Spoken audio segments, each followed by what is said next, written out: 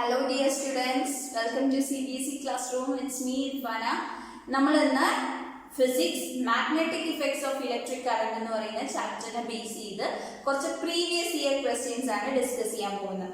അതായത് magnetic effects of electric current എന്ന് പറയുന്ന ചാപ്റ്ററിൽ നിന്ന് കഴിഞ്ഞ കുറച്ച് വർഷങ്ങളിലായിട്ട് CBSE 10th ബോർഡ് എക്സാമിന് ചോദിച്ചിട്ടുള്ള കുറച്ച് ക്വസ്റ്റ്യൻസും ആ ക്വസ്റ്റ്യൻസ് എത്ര മാർക്കിനാണ് വന്നിരിക്കുന്നത്, എങ്ങനെയൊക്കെയാണ് ഏതൊക്കെ ഏരിയയാണ് ക്വസ്റ്റ്യൻസ് ചോദിച്ചിരിക്കുന്നത്, എത്ര മാർക്കിന്റെ ക്വസ്റ്റ്യൻസ് ആണ്, എങ്ങനെയൊക്കെയാണ് ആൻസർ ചെയ്യേണ്ടത്, എന്തൊക്കെ പോയിന്റ്സ് എഴുതിയാലാണ് ആ ഒരു ക്വസ്റ്റ്യന് ഫുൾ മാർക്ക് കിട്ടുക, ഈ വക കാര്യങ്ങളൊക്കെ പറഞ്ഞുകൊണ്ട് കുറച്ച് ക്വസ്റ്റ്യൻസ് ആൻസർ ചെയ്യാനാണ് ഞാൻ ഇവിടെ വന്നിരിക്കുന്നത്. ഓക്കെ, അപ്പൊ നമുക്ക് ഇന്ന് ഈ മാഗ്നറ്റിക് ഇഫക്ട്സ് ഓഫ് ഇലക്ട്രിക് കറന്റിനെ ബേസ് ചെയ്ത് കുറച്ച് ഇമ്പോർട്ടൻറ്റ് ക്വസ്റ്റ്യൻസും ആ ക്വസ്റ്റ്യൻസ് വന്നാൽ എങ്ങനെ ആൻസർ ചെയ്യുന്നുള്ളതും പഠിക്കാം. ഈ ക്വസ്റ്റ്യൻസും ആൻസേഴ്സും പഠിച്ചു കഴിയുന്നതോടുകൂടി എക്സാമിന് നമ്മൾ ഇന്ന് ഡിസ്കസ് ചെയ്യുന്ന കാര്യങ്ങളോ അതുമായിട്ട് ബന്ധപ്പെട്ടതോ വന്നാൽ ഫുൾ മാർക്ക് കിട്ടുന്ന രീതിയിൽ ആൻസർ ചെയ്യുന്നുള്ളത് ഉറപ്പാക്കണം. ഓക്കെ, അപ്പൊ നമുക്ക് സ്റ്റാർട്ട് ചെയ്താലോ.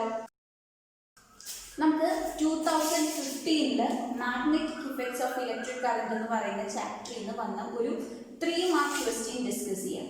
അപ്പോൾ ക്ലാസ് സ്റ്റാർട്ട് ചെയ്യുന്നതിന് മുമ്പ് ഒരു കാര്യം, നമ്മുടെ ചാനൽ ഫസ്റ്റ് ടൈം കാണുന്ന സ്റ്റുഡൻസ് ആണെങ്കിൽ താഴെ ഒരു സബ്സ്ക്രൈബ് ബട്ടൺ ഉണ്ട്. ആ ബട്ടൺ പ്രസ് ചെയ്തിട്ട് തൊട്ടടുത്തൊരു ബെല്ലൈക്കൺ കാണാം. ആ ബെല്ലൈക്കൺ കൂടി പ്രസ് ചെയ്ത് വെച്ചേക്കുക. എന്നിട്ട് ഓൾ എന്ന് പറയുന്ന ഓപ്ഷൻ ചൂസ് ചെയ്യുക. അപ്പം മാത്രമാണ് നമ്മുടെ ചാനലിൽ ക്ലാസ്സുകൾ അപ്ലോഡ് ചെയ്യുന്നത് നിങ്ങൾക്ക് കറക്റ്റായിട്ട് നോട്ടിഫിക്കേഷൻ കിട്ടുക. ഓക്കെ, അപ്പോൾ നല്ല കുട്ടികളായിട്ട് ശ്രദ്ധിച്ചിരിക്കുക. ക്വസ്റ്റ്യൻ ലെക്ചർ നോട്ടിൽ ഒന്ന് നോട്ട് ഡൗൺ ചെയ്യാൻ, ഞാൻ പറയുന്ന സൊല്യൂഷൻ ഒന്ന് നോട്ട് ഡൗൺ ചെയ്യുക. ആദ്യം ഒന്ന് ശ്രദ്ധിച്ചിരിക്കുക. ഓക്കെ, സെക്കൻഡ് ടൈം ഒന്ന് ക്ലാസ് വെച്ചതിന് ശേഷം ക്വസ്റ്റ്യൻസ് ഒന്ന് നോട്ട് ഡൗൺ ചെയ്തെടുക്കുക. ആൻസേഴ്സും കീ പോയിന്റ്സും ഒന്ന് എഴുതി വെക്കുക. എക്സാമിന് ഷുവറായിട്ട് വരും. ഒന്നുകിൽ ഈ ക്വസ്റ്റ്യൻ തന്നെ അല്ലെങ്കിൽ ഇതുമായിട്ട് റിലേറ്റ് ചെയ്ത ക്വസ്റ്റ്യൻ വരും എന്ന് എനിക്ക് തോന്നിയ ഇമ്പോർട്ടൻ്റ് ആയിട്ടുള്ള കുറച്ച് ക്വസ്റ്റ്യൻസ് മാത്രമാണ് ഞാൻ നിങ്ങളായിട്ട് ഡിസ്കസ് ചെയ്യുന്നത്. സ്കിപ്പ് ചെയ്തൊക്കെ എക്സാമിന് ഫിസിക്സിൽ നമുക്ക് ഫുൾ മാർക്ക് വാങ്ങിക്കാനുള്ളതാണ്. ക്വസ്റ്റ്യൻ നോക്കാം. Find the current carrying solenoid. For the current carrying solenoid as shown below.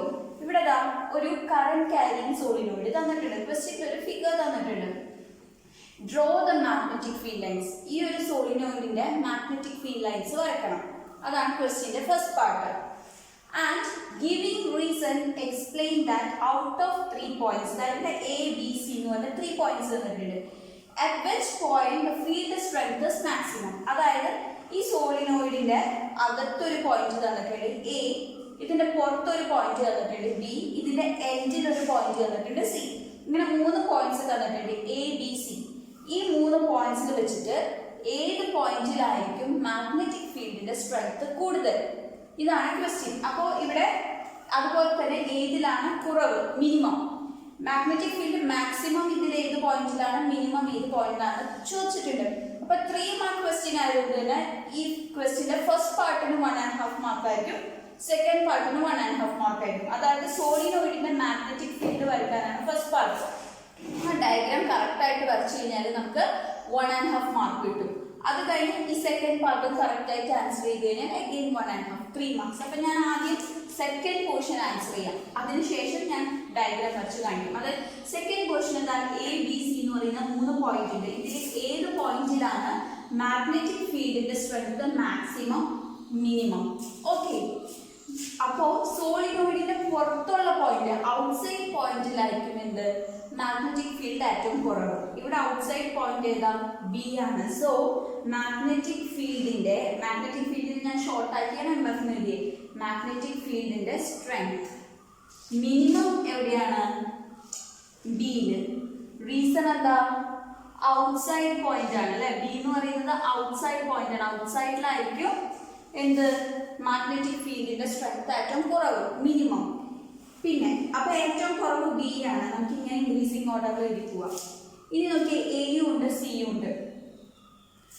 A എന്ന് പറഞ്ഞു കഴിഞ്ഞാൽ സോളിനോയിഡിന്റെ അകത്തുള്ള പോയിന്റ് ആണ്. സോ എയിലായിരിക്കും മാഗ്നറ്റിക് ഫീൽഡിന്റെ സ്ട്രെങ്ത് മാക്സിമം. ഓക്കെ, സി എന്ന് പറയുന്നത് എൻഡിലാണ് അല്ലെ. അപ്പോ ഇൻസൈഡിലുള്ള പോയിന്റിനേക്കാളും ഹാഫ് സ്ട്രെങ്ത് എൻഡിൽ ഉണ്ടാവുള്ളൂ, അതിലും തീരെ കുറവേ ഔട്ട്സൈഡ് ഉണ്ടാവുള്ളൂ. അപ്പോ ഏറ്റവും മാക്സിമം സ്ട്രെങ്ത് എയിലായിരിക്കും, അതിലും കുറവായിരിക്കും സിയിൽ. കാരണം എയിൽ എത്ര സ്ട്രെങ്ത് ഉണ്ടോ അതിന്റെ ഹാഫ് ആയിരിക്കും സിയിൽ ഉണ്ടാവും. കാരണം എ എന്ന് പറയുന്നത് സോളിനോയിഡിന്റെ ഇൻസൈഡിലുള്ള പോയിന്റ് ആയിരിക്കും. അപ്പോൾ എയിലാണ് മാക്സിമം സ്ട്രെങ്ത് സ്ട്രെങ്ത് ഉണ്ടാവുക. അത് കഴിഞ്ഞ് സിയിൽ അതിലും കുറവായിരിക്കും. കാരണം എന്താ, at the end point the strength of magnetic field is half the strength inside the solenoid. സോളിനോയിഡിന്റെ അകത്തുള്ള മാഗ്നറ്റിക് ഫീൽഡിന്റെ സ്ട്രെങ്ത്തിനേക്കാളും ഹാഫേ ഉണ്ടാവുള്ളൂ എൻഡിൽ. അതായത് എ എന്ന് പറയുന്ന പോയിന്റിൽ എത്ര സ്ട്രെങ്ത് ഉണ്ടോ അതിന്റെ ഹാഫേ സിയിൽ ഉണ്ടാവുള്ളൂ. അപ്പൊ ഏറ്റവും മാക്സിമം എയിലാണ്, അതിന്റെ ഹാഫ് അല്ലേ സിയിലുള്ളൂ. അപ്പൊ ഏറ്റവും കുറവായിരിക്കും ബിയിൽ. കാരണം എന്താ, ബി ഔട്ട്സൈഡ് പോയിന്റ് ആണ്. അപ്പൊ മിനിമം ബി ആണ്. Reason outside.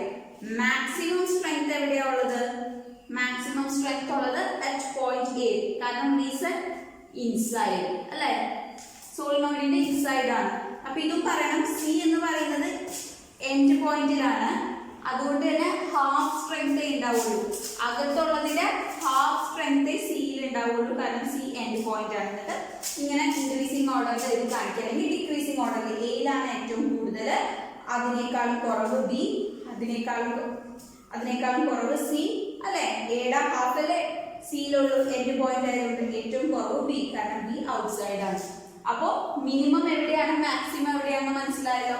ആ ഇൻക്രീസിങ് ഓർഡറിലോ ഡിക്രീസിങ് ഓർഡറിലോ എഴുതാം, റീസണും എഴുതാം. അപ്പൊ ഈ ക്വസ്റ്റിന്റെ ഹാഫ് പാർട്ട് കഴിഞ്ഞു, 1.5 മാർക്ക് കിട്ടിക്കഴിഞ്ഞു. നമുക്ക് ഇനി ഫസ്റ്റ് പാർട്ട് നോക്കാം. ഇനി അപ്പോൾ നമുക്ക് ഈ ഒരു ക്വസ്റ്റിന്റെ ഫസ്റ്റ് പോർഷൻ നോക്കാം. ഈ ക്വസ്റ്റിന് 2 പോർഷൻ ഉണ്ടായിരുന്നു. സെക്കൻഡ് പോർഷൻ ആണ് നമ്മൾ ആദ്യം ആൻസർ ചെയ്തത്. അതായത് ABC 3 പോയിന്റ്സ് തന്നിട്ട് ആ 3 പോയിന്റ്സിൽ ഏതാണ് മാക്സിമം മിനിമം നമ്മളത് അറേഞ്ചിങ് ഓർഡറിൽ എഴുതി വിത്ത് റീസൺ. ഓക്കെ, അപ്പോ ഇനി ക്വസ്റ്റിന്റെ ഫസ്റ്റ് പാർട്ട് എന്താ, ഡ്രോ മാഗ്നറ്റിക് ഫീൽഡ് ലൈൻസ്. ഈ സോളിനോയിഡിന് മാഗ്നറ്റിക് ഫീൽഡ് ലൈൻസ് വരയ്ക്കാം.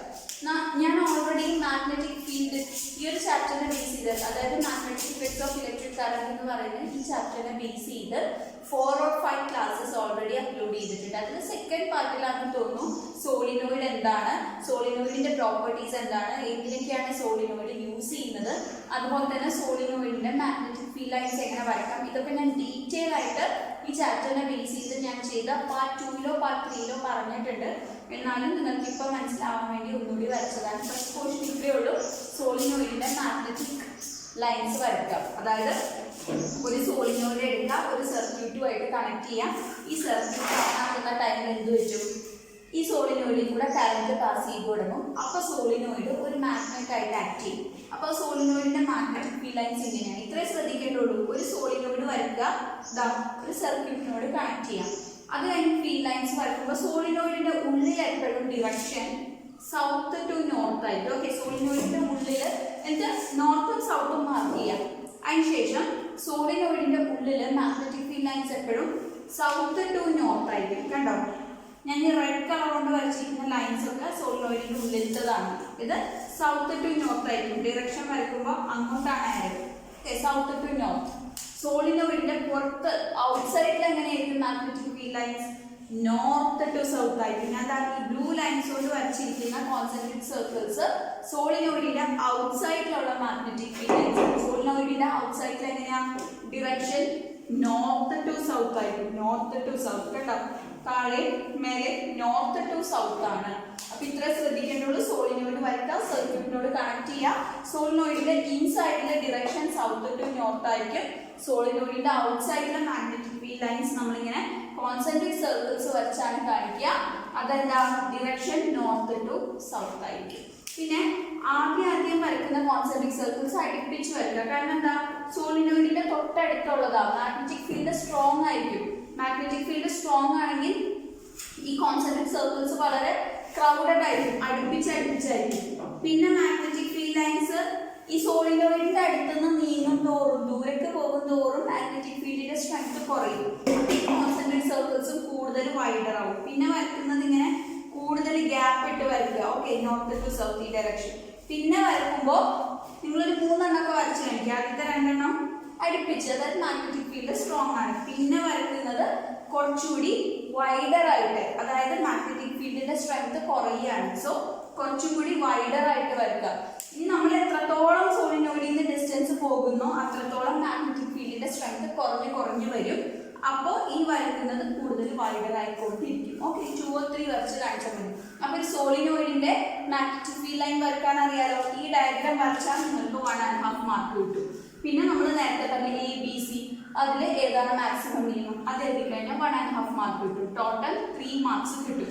ഈ ഒരു ക്വസ്റ്റ്യൻ അല്ലെങ്കിൽ ഇതുപോലെ ഒരു ക്വസ്റ്റ്യൻ ഷുവർ ആയിട്ടും എക്സ്പെക്ട് ചെയ്യാവുന്നതാണ്. ഓക്കെ, എഗെയിൻ നമുക്കൊരു 3 മാർക്ക് ക്വസ്റ്റ്യൻ നോക്കാം. ഇതും പ്രീവിയസ് ഇയർ ക്വസ്റ്റ്യൻ ആണ്. 3 മാർക്ക് ക്വസ്റ്റ്യൻ ആണ്. ക്വസ്റ്റ്യൻ ആക്ച്വലി 3 സെക്ഷൻ ഉണ്ട്.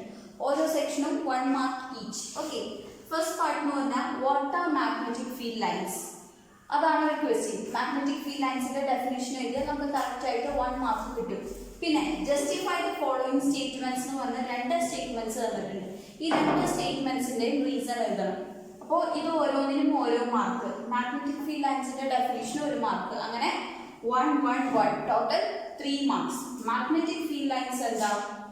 They are imaginary lines drawn to represent magnetic field. അല്ലെ, ഒരു മാഗ്നറ്റിക് ഫീൽഡിനെ റെപ്രസെന്റ് ചെയ്യാൻ അല്ലെങ്കിൽ ഒരു മാഗ്നറ്റിക് ഫീൽഡിന്റെ ഡിറക്ഷനെ റെപ്രസെന്റ് ചെയ്യാൻ വേണ്ടി നമ്മൾ യൂസ് ചെയ്യുന്ന വിഷ്വൽ ടൂൾ, അതായത് ഇമാജിനറി ലൈൻസ് ആണ് magnetic field lines. So magnetic field lines are imaginary lines drawn to represent the direction of magnetic field. ഒരു മാഗ്നറ്റിക് ഫീൽഡിന്റെ ഡിറക്ഷനെ റെപ്രസെന്റ് ചെയ്യാൻ വേണ്ടി നമ്മൾ വരയ്ക്കുന്ന ഇമാജിനറി ലൈൻസ് ആണ് എന്ത്? Magnetic field lines. അപ്പോ പറയാം, magnetic field lines are imaginary lines. Okay, ഈ ഒരു വേർഡ് എടുത്ത് പറയണം, ഇമാജിനറി ലൈൻസ് ആണ്. ഓക്കെ, എന്തിനെ റെപ്രസെന്റ് ചെയ്യാൻ? To represent the direction of magnetic field. Magnetic ഫീൽഡിന്റെ ഡിറക്ഷനെ റെപ്രസെന്റ് ചെയ്യാൻ വേണ്ടി നമ്മൾ വരയ്ക്കുന്ന ഇമാജിനറി ലൈൻസ് ആണ് മാഗ്നറ്റിക് ഫീൽഡ് ലൈൻസ്. ഇത് എഴുതിയാൽ അവിടെ 1 മാർക്ക് ഈസി ആയിട്ട് കിട്ടും. Next question, two magnetic field lines never intersect each other. Why? 2 magnetic field lines ഒരിക്കലും ഇന്റർസെക്ട് ചെയ്യില്ല. നമ്മൾ മാഗ്നറ്റിക് ഫീൽഡ് ലൈൻസ് വരയ്ക്കുമ്പോൾ ഇങ്ങനെ കോൺസെൻട്രിക് സർക്കിൾസ് അല്ല വരയ്ക്കുക. 2 തമ്മിൽ ഇന്റർസെക്ട് ചെയ്തുകൊണ്ട് ഇങ്ങനെ ഇന്റർസെക്ഷൻ പോയിന്റ് വരുന്ന രീതിയിൽ നമ്മൾ എപ്പോഴെങ്കിലും വരച്ചിട്ടുണ്ടോ? ഇല്ല. കാരണം എന്താ?